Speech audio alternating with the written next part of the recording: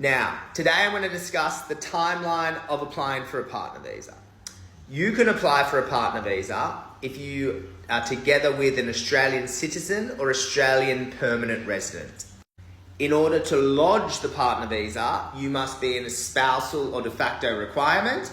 We've got some other videos on this, check that out. Today I'm going to discuss sort of the timeline of how long it takes and everything like that. So when you lodge the partner visa, you're going to be lodging the temporary and permanent partner visa at the same time. I'm going to discuss onshore at the moment. So you're lodging the subclass 820 and 801 at the same time.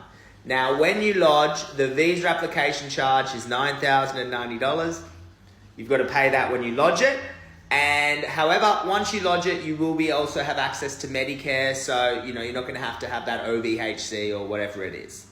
Now, when you do lodge, you will be issued with a bridging visa. If you do lodge onshore, you will move on to that bridging visa once your current visa expires. So if you're on a student visa and the student visa expires in 3 months, the bridging visa is granted, but you don't actually move on to the bridging visa until that student visa expires in 3 months.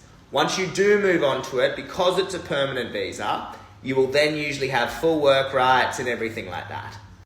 So around 6 to 9 months later, you're going to be granted your temporary partner visa. Now, please note, processing times do vary, but that's, the approximately how long it's going to take. You'll move on to this visa and you can come and go from Australia as you please.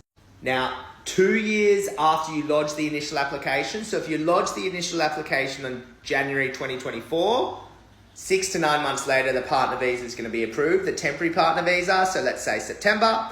And then 2 years after you lodge the initial application, so Jan 2026, immigration are going to contact you and go, hey, you've been together 2 years. We want to see that you're still genuine and in a loving relationship. Can you provide us with a few extra documents? And then we'll allow you to transition onto the permanent visa, okay? So you don't need to pay anything at this step. You just need to show immigration that you're still together. Okay, and once you've got approved the permanent visa, you're a permanent resident of Australia.